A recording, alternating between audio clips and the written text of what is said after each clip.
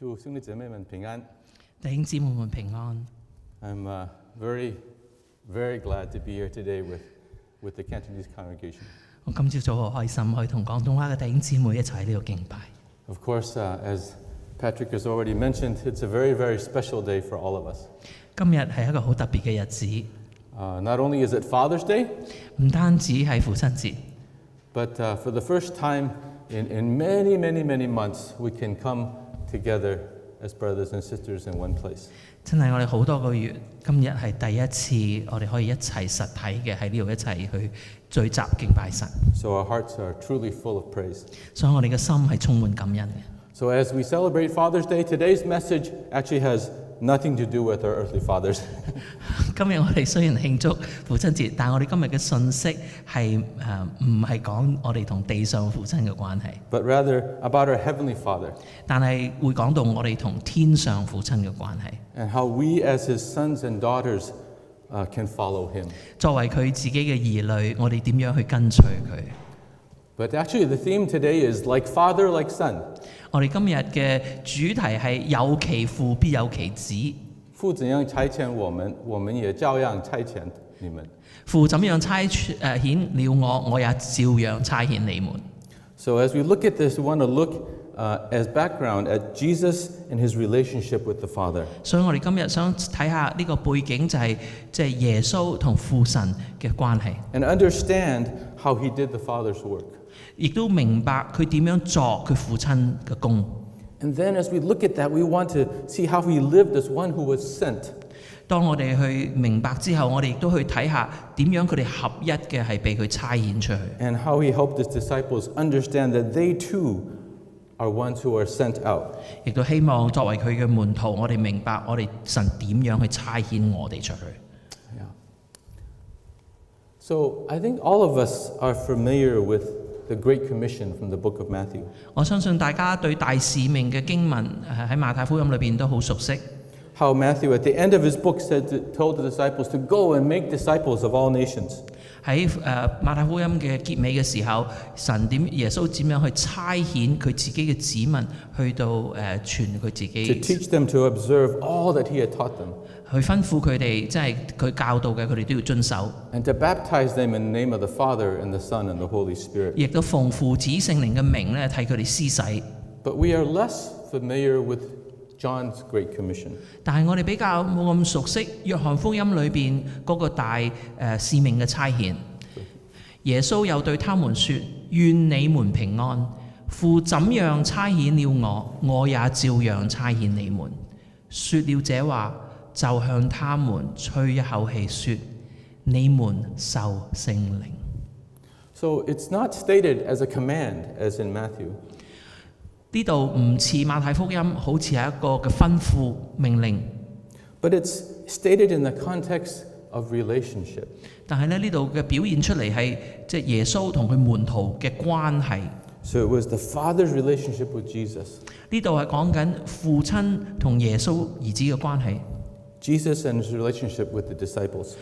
耶穌兒子同埋我哋作為門徒嘅關係， And Jesus and the disciples with the Holy Spirit. 亦都係耶穌同埋聖徒同埋聖靈個關係。 He is sending us out. 佢要差遣我哋。 But in this very short statement, it doesn't clearly tell us how we are to go. 呢段短短嘅經文冇清晰嘅講清楚，我哋要點樣被差遣出去。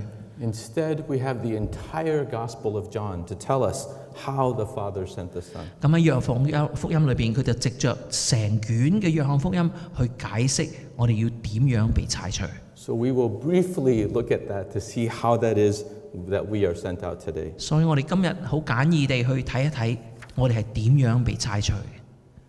So Vivian and I, since we've been married, 32 years now, 咁咧我同 Vivian 咧就結咗婚，即係32年。 we have moved 18 different times. 我哋搬咗18次屋。 And every time we move to a new place, there are several questions that people always ask us. 我哋每一次搬屋去到一個新嘅地方，人哋就一定問我哋以下嘅問題。 Perhaps that's true for you as well. 好可能你自己都有同樣嘅經歷。 So they always ask, who are you? 佢哋會問你係邊個位啊？ Where are you from? 你喺邊度嚟啊？ What do you do? 你做咩㗎？ So those are the surface questions that they always ask. 呢啲係一啲比較表面嘅問題，佢哋會問嘅。But deeper down, what they're really asking is, what is your identity? 但係咧，原來佢再想問深啲就話：你到底嘅身份啊，你嘅地位身份係乜嘢？ What is your origin? Which group do you belong to? 你嘅原身啊喺邊度嚟嘅？你喺邊？係你嘅來源喺邊度？你 And 原 when 身 they 係邊 ask, what work do you do? They're actually asking, what is your purpose? Why are you here? 當佢問你嘅工作係咩嘅時候，佢就問緊你生命嘅意義同埋方向。So as we look at John's gospel, we see how Jesus answered these three questions. 所以我哋睇約翰福音嘅時候，我哋睇下耶穌點樣去答呢三條嘅問題。And we'll hopefully also, as you see how he answered these questions, how he also included us in his answer. 耶穌點樣答呢三條嘅問題，亦都會反映咗我哋喺呢三條問題裏面點樣反映帶出我哋嘅。We will look at the Father. 我哋首先睇睇父神。The Father, the one who did this, who is doing the sending, his relationship with the Son, and his invitation for us to enter into the 咁第 relationship. 一樣嘢我哋要睇睇咧係做父親嘅，父親嗰個咧係主動做差派嗰個，父親作為差派者同兒子嘅關係，亦都咧佢邀請我哋咧點樣去參與呢段嘅關係。We will look at the Son, the one who was sent, the work that he was sent to do, and then again, how he invited us to enter into his work. 咁兒子作為一個被差遣嘅榜樣，我哋睇到佢被差遣出去做啲咩嘅工作，而同樣地，我哋亦都係一齊去踏入去參與呢啲嘅工作。And then as we look at the disciples, we will also see how in the very logical next step, very reasonable next step, how Jesus, as the one who was sent, would send them as well. 咁亦都喺耶穌同門徒嘅關係裏邊，我哋好合理嘅、好邏輯性地可以睇到就話咧，喺即係佢點樣跟隨耶穌，而耶穌點樣差佢出去。So we'll look first at the key relationships. 我哋首先呢，去睇一睇咧呢啲主要嘅關係。太初有道，道與神同在，道就是神，這道太初與神同在。道成了肉身，住在我們當中，充充滿滿的有恩典有真理。我們也見過他的榮光，正是父獨生子的榮光。So as we look at this, as the only begotten Son, is this the same thing as like Father, like Son? 咁作為唯一個兒子獨生子，就好似有其父必有其子咧。So we'll take a look at that now. 我哋嚟睇一睇呢一個。So in the Gospel of John, the word Father is pater in Greek. 咁喺希伯來文裏邊咧，父親呢個字咧就 pater。So actually in the Gospels, the use of the word Father is not a common use of that. They don't use that word very often. 其實喺四福音書裏邊咧，用父親呢個嘅名稱咧，其實唔係一個好常用嘅。So in the Gospel of Mark and the Gospel of Luke, only a few times. 特別喺馬可福音同路加福音咧，只係用咗幾次嘅啫。So Matthew does it a few times, but you look at the Gospel of John, and it's over 100 times that he talks about Father. 但係我哋睇到馬太福音有23次，但係去到約翰福音咧就有107次，即係好重要嘅。So to John, this is a very important theme, the idea of Father. 所以對約翰福音裏邊呢個係一個好重要嘅觀念。And when you look at when they've used Father and Son together, it's again not very common in the other Gospels. 所以我哋再留心再睇睇，將父親同兒子擺埋同一句經文裏邊，喺其他嘅福音書唔係好常用， Only 1 or 2 times. 只係1至2次嘅啫。But in the Gospel of John, over and over and over again, 18 times, Father and Son, Father and Son, Father and Son. 但係喺約翰福音裏邊咧，父神重複嘅又重複，總共重複咗18次。So again, a very important, not just the idea of Father, but his relationship with the Son. 唔單止父親嘅呢個教導重要，而且係父子嘅關係教導都非常重要。 So we want to look at his unique relationship the Son with the Father. 所以我哋想睇一睇耶穌同埋父神嗰個特別嘅關係。咁頭先第一章第14節讀咗，而家讀第1章第18節。從來沒有人看見神，只有人在父懷裏的獨生子將他表明出來。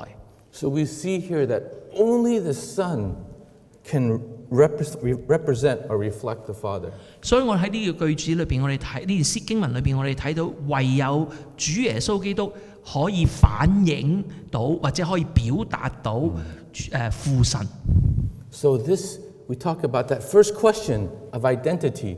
Jesus is answering that question of identity. 所以喺呢一個經文裏面就答咗耶穌嘅身份嘅關係，即係嗰個問題就係話佢一個係父同神子嘅 Remember 關 when 係。 I said when we move, people always ask the same 3 questions. This answers the first question. Who are you? 每一次我哋搬新地方，人哋會問你係邊個，你嘅身份係乜嘢？咁呢個咧就好清晰解釋咗佢嘅身份。So the second question they always ask is where are you from? And Jesus in his response has this to say. 咁另外一樣嘢咧，佢就會問你喺邊度嚟啊咁樣。咁耶穌又點答咧？人哋問佢喺邊度嚟，佢就喺約翰福音咧16章28節佢講：我從父出來，到了世界，又離開世界，往父那裏去。So in John 1:1, we read that in the beginning was the Word, and the Word was with God, and the Word was God. And then again in chapter 16, it clearly says that he came from the Father and he will return to the Father. 喺頭先咧喺1章嗰度咧講到明咧，佢係從神嗰度嚟嘅。呢度咧亦都再講咧，佢係同父神嗰度嚟，佢將會咧係再有一日咧係翻到去父神嗰度去。So this, he answers the question of origin. Where is he from? To whom does he belong? 呢個咧就解答咗咧佢屬於邊個，亦都解答咧佢咧原生嘅關係喺邊度嚟。And then also in his relationship with the Father.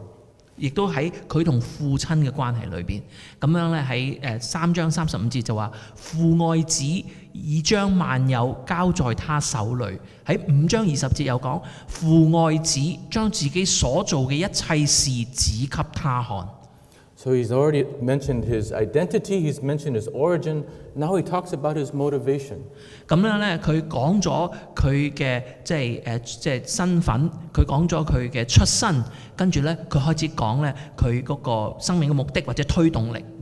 So the Father's love for the Son, the Son's love for the Father, and the Father's love for us as well. 所以呢度睇到咧父子嘅愛啊，咁亦都因為父子嘅愛，我哋睇到父神對我哋嘅愛。And so we can see the unity between the Father and Son. 所以我哋喺度咧亦都睇到咧父子嗰份嘅合一，喺經文裏邊10章30節咁講：我與父原為一。喺第17章22節佢話：你所賜給我的榮耀，我已賜給他們，使他們合而為一，像我們合而為一。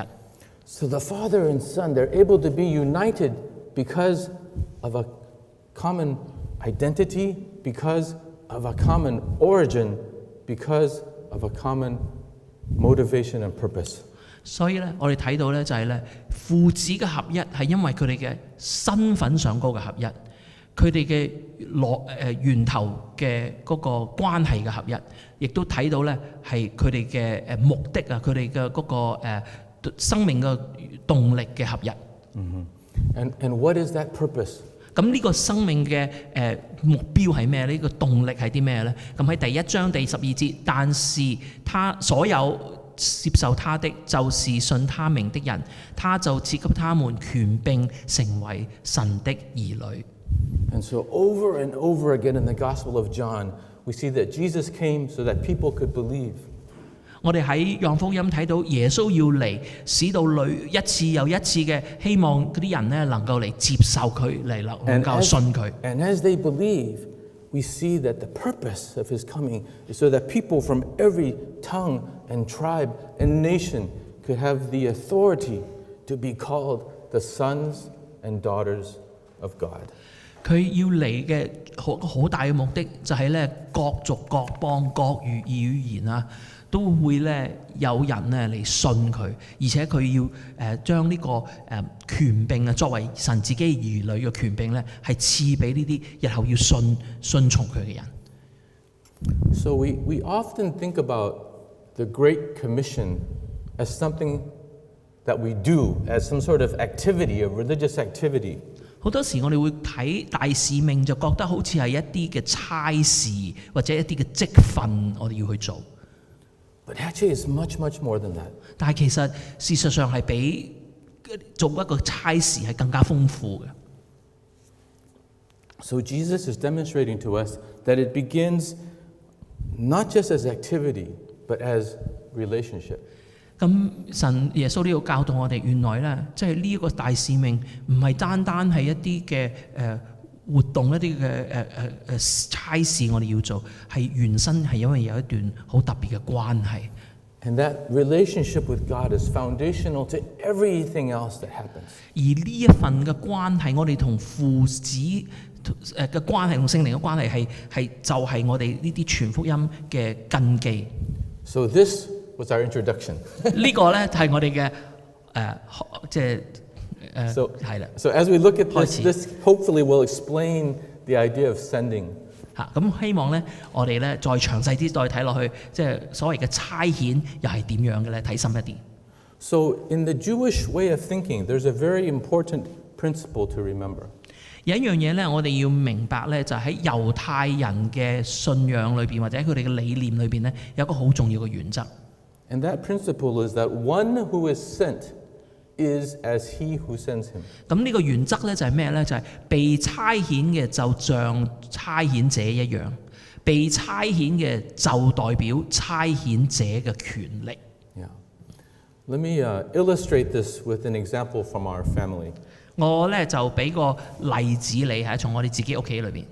So you all know that we have 3 sons in our family. 你知道我有3個仔。And until recently, we've all been separated in different places. 咁直到最近，我哋其實一家都散喺唔同嘅地方。So way back in 2015, we were able to come home for Christmas that year. 咁喺2015年嗰年好特別，我哋咧成家人可以聚埋一齊，係有聖誕節過聖誕節。And that was a special Christmas for us. 對我哋嚟講係一個好特別嘅聖誕節。Because we knew that in 2016, the next year, that Nathan and Michael would graduate and they would leave Davis. 咁我哋當時咧知道，因為 Michael 同 Nathan 咧喺16年咧就會大學畢業噶啦，咁佢哋好有機會咧就會離開我哋，唔喺我哋身邊噶啦。So then Vivian and I would be in Hong Kong. 咁 Vivian 同我就會喺香港。We didn't know where Nathan and Andrew would go, Nathan and Michael would go, but they would be in different places. 我哋當時唔知道即係Nathan 同 Michael 會去邊度，但係就係啦，我哋即係。But we would be in 4 different places. 但係咧，我哋會一家人5個人，但係分佈喺4個地方。So Nathan that year bought for us these hymn books.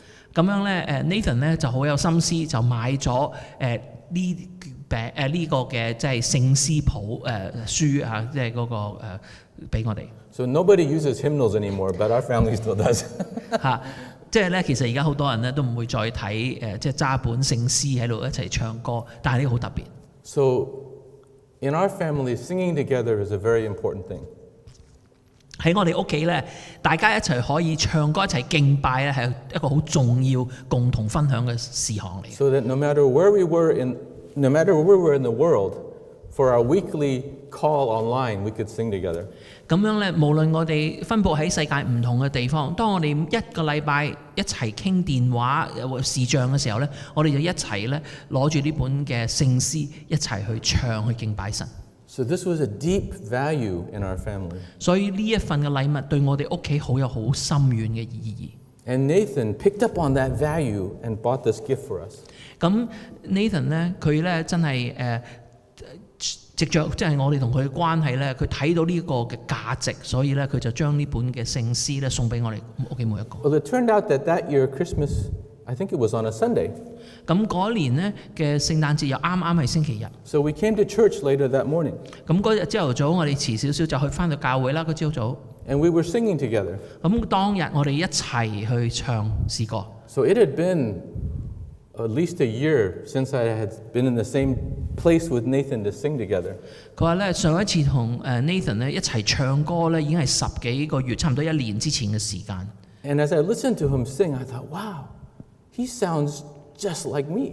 咁樣咧，佢一聽到 Nathan 唱歌咧，佢就話：哇！佢把聲同我咁似嘅聲線。So I think the people sitting in front of us couldn't tell whether it was him singing or whether it was me singing. 所以咧，坐喺我哋前面嘅弟兄姊妹咧，未必一定能夠分得出係我喺度唱歌啊，因為 Nathan 喺度唱歌。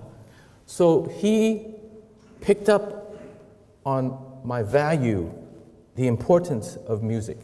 佢喺我哋嘅家裏邊睇到，即係咧嗰個音樂敬拜嘅音樂喺我哋嘅家庭裏面扮演一個好重要嘅角色。When he sang, even the sound of his voice was very similar to my voice. 佢連唱歌嗰個嘅聲韻啊，都同我好相似。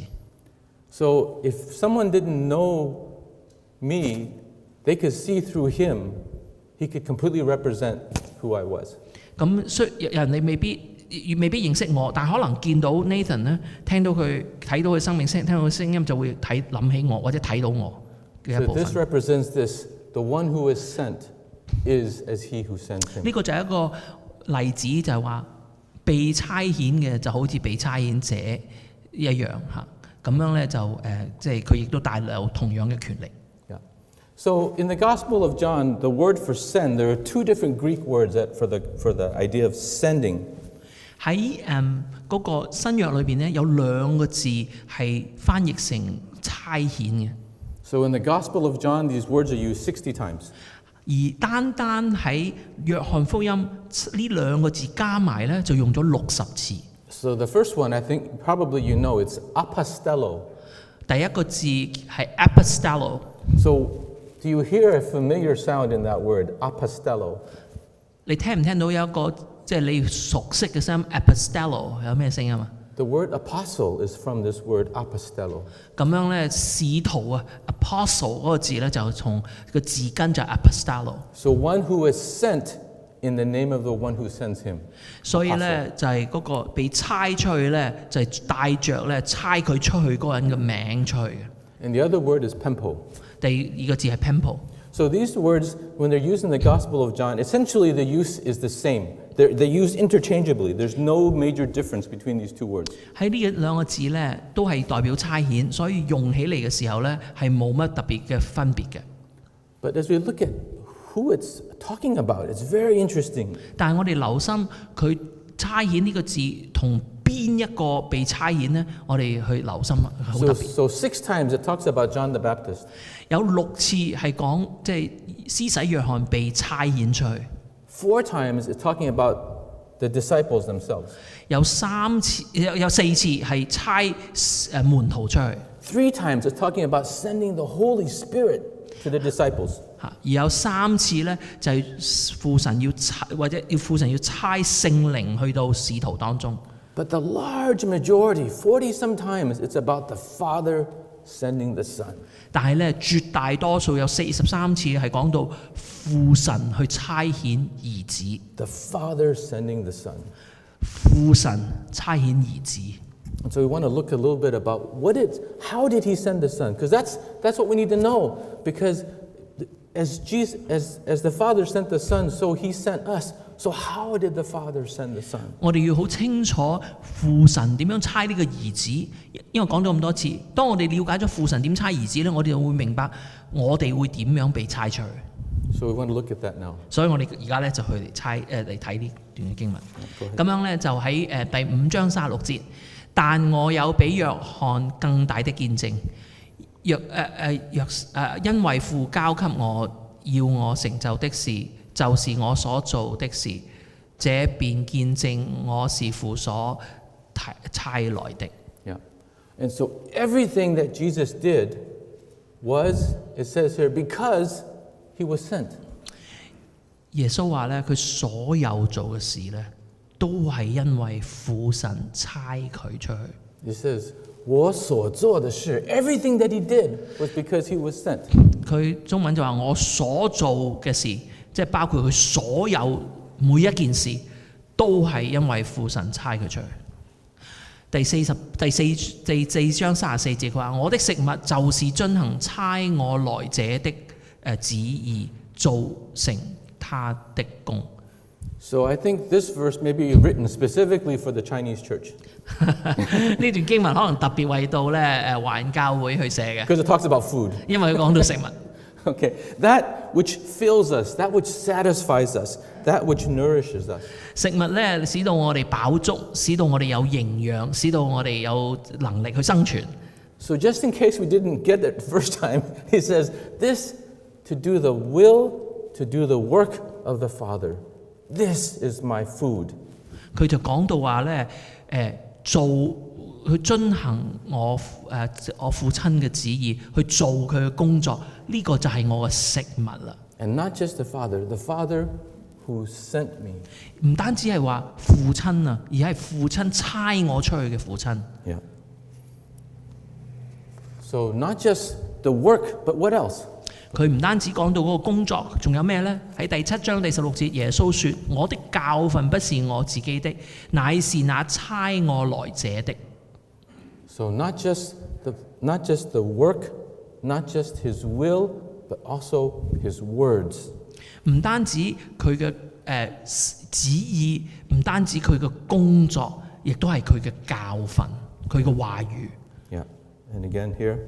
喺第8章22節到29節，我沒有一件事是憑自己做的，我說這些話乃是照着父所教訓我的，那差我來的是與我同在。 Yeah. And one more time. 第17章第8節，因為你所賜給我的道，我已經賜給他們，他們也領受了，又確實知道我是從你來的，並且信你差了我來。 So in these verses, in the Chinese it talks about 教訓 and 道, but it's the words, the teachings, the truth. It's because he was sent to bring these to us. 英文裏邊咧就講係即係教導，但係咧係即係中文裏邊翻譯做教導、教訓，但係咧其實呢度講更清楚係神自己嘅話語，佢嘅道。So again, everything that Jesus did, all that he taught, was because he was sent. 佢所即係教嘅，就因為佢被差遣嘅。 So it again comes back to this very important principle that the one who is sent is as he who sends him. 被差遣嘅就好似代表差遣者一樣，被差遣嘅就係代表差遣者嘅權力。So this is a very important aspect of sending. 所以呢個係差遣裏邊一個好重要嘅元素。 But I think if the Gospel of John had ended here, we wouldn't be here today. 但係若果真係約翰福音淨係講到呢一點，咁我哋今日可能大家在座都唔會喺度。 Because the story would have ended with Jesus. 因為咧，若果只係神差兒子故仔喺嗰度停咗，故事喺度停咗嘅話咧，咁我哋就唔會聽到福音。 But the story did not end there. 但係呢個故事冇停喺嗰度。 What happened? Why is the story still being told? 點解呢個故事依然今日依然係相傳下來呢？ How is it that this keeps going out? How does it continue to go forward? 而呢個點樣繼續嘅向前嘅去延展呢？ It's because Jesus, he chose to follow a very risky, some would even say a very foolish strategy. 有啲人甚至會覺得耶穌所選擇嘅方法比較愚昧或者係風險好高。 Because he chose to have his disciples continue that work for him. 因為佢選擇佢嘅使徒去繼續佢嘅工作。 And not just to his disciples, he passed that on to us as well. 佢唔單止將呢個使命交咗俾佢嘅使徒，佢同樣將呢個使命交咗俾我哋。第4章38節，我差你們去收你們所沒有勞苦的，別人勞苦，你們享受他們所勞苦的。 So, for his disciples, he had them enter into something that they didn't start, but he had them to continue to keep that going. 所以耶穌邀請我哋去參與一啲唔係我哋開始咗嘅工作，但係呢係佢已經開始咗，而我哋繼續喺當中去參與嘅工作。喺第13章20節，我實實在在地告訴你們，有人接待我所差遣的，就是接待我；接待我，就是接待那差遣我的。Wow, this is a remarkable verse. 我覺得呢個實在係一個好特別嘅句子。That those who receive those who are sent, it's just like receiving Jesus. 佢話咧，當人哋點樣接待我哋咧，就好似點樣去接待耶穌一 And 樣。 receiving Jesus is just like receiving the Father. 而點樣去接待耶穌，就等於點樣去接待父 This is 神。 crazy. 我哋實在真係太豐富啦！呢段經文。 From the Father to the Son, from the Son to the disciples, from the disciples to us. 從父神到兒子，兒子到使徒，而使徒就到我哋。And then in chapter 17, 喺第17節、第17章第18節咁講：你怎樣差我到世上，我也照樣差他們到世上。我為他們的緣故，自己分別為聖，叫他們也因真理成聖。 so this is from Jesus, his last prayer with the disciples before he goes to the cross. 約翰福音第17章係耶穌臨走之前最後為到門徒嘅一啲嘅禱告，直接到佢祈禱完之後就上十字架啦。 And in that prayer, he repeats again that as you have sent me, I am sending them. 佢喺呢度講父神你點樣去差我，我同樣就差遣佢哋。 Last words, last prayer before going to the cross. 呢個係佢去上十字架之前最後嘅禱告。 And the first words after the resurrection when he sees the disciples is this. 佢第一樣嘢講，佢一復活咗第一樣嘢，見到門徒佢就講以下呢段經文，第20章第21節：願你們平安，父怎樣差遣了你，我也照樣差遣你們。 So he's saying, just in case you forgot, I told you this before the cross, after the cross, same thing. 咁佢咧擔心佢哋咧唔記得咗佢喺上十字架之前為佢哋祈禱講咗啲乜，所以佢一復活咧又再提醒佢哋同樣嘅真理。 So Jesus, he was very, very aware that he was the one who was sent. 所以耶穌好清晰佢自己係父神所差遣嘅。 And he lived his whole life as one who was sent. 佢一生嘅生命同使命就活出佢自己被差派嘅呢個身份同使命同埋目的。So what is the application for us? 所以對我哋有啲咩嘅應用嘅價值呢？ How do we live as those who are sent out? 我哋作為基督徒點樣去活出我哋係被差遣嘅一群呢？ So I think we have to look at Jesus' example. 所以我哋一定要睇耶穌基督嘅榜樣。 Everything that he did, everything that he said, his whole life was because he was sent. 佢做咗啲乜嘢？佢講咗啲乜嘢？完全符合同埋反映佢被差遣嘅角色同使 Same thing 命。 is true for us. 同樣地，呢個亦都係我哋嘅角色同使命。 We need to live missionally. We need to live as those who are sent out. 我哋一定要活出呢個被差遣嘅使命同生命， Purposefully, 而係有目的嘅， intentionally. 係刻意嘅。 We don't separate this spiritual from the secular. 我哋唔分開咩為之屬靈嘅，或者一個咩為之屬世嘅， Because everything belongs to him anyway. 因為所有嘅都屬於佢。 So as we talked in chapter 4 about Jesus telling his disciples to enter into that work. 咁喺第4章咧，佢亦都提到咧，即係門徒咧要一齊去參與喺嗰個嘅工作裏邊。 When we looked at the Great Commission in Matthew, it talks about the authority, all authority in heaven and earth was given to the disciples and given to us to go. 而我哋亦都睇到喺馬太福音裏邊咧，佢講到咧天上地下所有嘅權柄啊，都加添咗俾我哋被神所差遣嘅人啊，裏邊一齊出去。 And we see from the Gospel of John this example of what it is that they had to learn along the way, how they were sent out. 咁而喺約翰福音俾我哋睇到喺個關係上講，我哋學咗啲乜嘢，所以我哋能夠明白我哋被差遣出去做啲乜嘢，或者我哋嘅身份同使命。So in 1 John chapter 1, he starts out that book by saying, 我所听见，我所看见的，我亲手看过的，我亲手摸过的, that is the word of life. That is the word of life. And Sorry. OK， 所以咧就頭先喺約翰一書1章咧所講到咧，我們所聽見嘅，我們所看見嘅，我親手看見、親手摸過嘅，就代表父神嗰份嘅權差出嚟嗰個權柄同埋權力。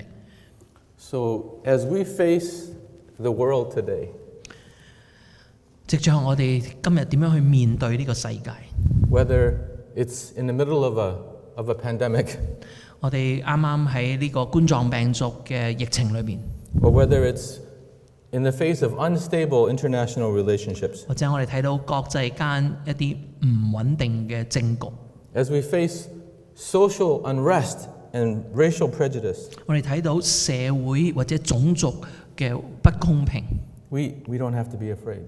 我哋唔需要恐懼， Because we go in the name and in the authority of the Father. 因為我哋係藉着父神嘅名同埋權柄被差出去。We need to live in the same way that we see Jesus lived. 我哋需要活出好似我哋睇到耶穌點樣活出佢嘅一生， How he lived out his relationship with the Father. 佢點樣活出佢同父神嘅關係， How he did the will and the work and spoke the words of the Father. 佢點樣去明白父神嘅心意、父神嘅工作，而從父神嚟嘅真理，佢嘅話語， To go forth in the authority given to us by the Father. 亦都藉着父神俾我哋嘅權柄權力去向前出去。 But where does that power, where does that strength come from? 但係參與大使命嘅能力又從邊度嚟呢？ There was one more sending. 仲有一節嘅經文喺第14節14章26節，就係、但保惠師就是父因我名所要差來的聖靈，他要將一切的事指教你們，並且要叫你們想起我對你們所說的一切話。And again, 第15章26節，但我要從父那裏差保惠師來，就是從父出來真理的聖靈，他來了就要為我作見證。 and one more time. 願你們平安，父怎樣差遣了我，我也照樣差遣你們。說了這話，就向他們吹一口氣，說：你們受聖靈。So as those who are sent, we are sent to follow the example of Jesus Christ. 我哋被差遣嘅，我哋學習跟隨主耶穌基督嘅榜樣。 Through the works that we do, through following his will, through the words that we speak. 我哋要明白父神嘅心意，跟隨佢嘅旨意，亦都跟隨佢嘅教導同真理。 By the authority of the Father given to us through Jesus. 亦藉着父神俾耶穌嘅權柄，藉着 And in the power of the Holy Spirit. 亦咧係接受咗咧聖靈嗰份嘅能力。 So one commentator summarized again this one principle: the one who is sent is as he who sends him. 所以其中一個好重要，今日講完又講嘅主題就係話，被差遣嘅就好似就像差遣者一樣嚇，咁樣咧就佢嘅權柄亦都係一樣。 So this one commentator, he summarized the whole Gospel of John in this one paragraph. 咁咧有一個嘅作者咧就即係簡潔咗成個約翰福音嘅主題，最主要嘅信息係乜嘢？ I'll just read it. Yeah. He said, the Father sends and authorizes the Son, 佢就 Do you want to do? I'll do the whole thing then. Yes. Sorry. Who knows the Father, comes from the Father, makes the Father known, brings light and life and truth, completes his Father's work, returns to the Father, exalted, glorified, ascended, sends the disciples, and sends the Spirit to enable greater understanding, to equip for mission, and to build up the community of faith. 咁我呢度講到咧，父神咧就差遣同埋咧將權柄咧就即係交俾兒子，而呢個兒子係認識父神，從父神嗰度嚟，亦都咧佢嘅使命就係要使到父神係被人認識嚇，亦都帶嚟光、生命同真理。佢要完成父神嘅工作，回到父神那裏去。佢會喺嗰度被高舉、被榮耀，佢升翻天，去翻佢自己父神嗰度，佢就差佢自己嘅門徒，亦都差佢嘅聖靈嚟到咧，係幫助佢哋有更深屬靈嘅認識，同埋咧去裝備佢哋嗰個宣教嘅使命，同埋咧去建立咧一個信心嘅群體。May we go as those who are sent. 願我哋咧就係被差遣，我哋就出去。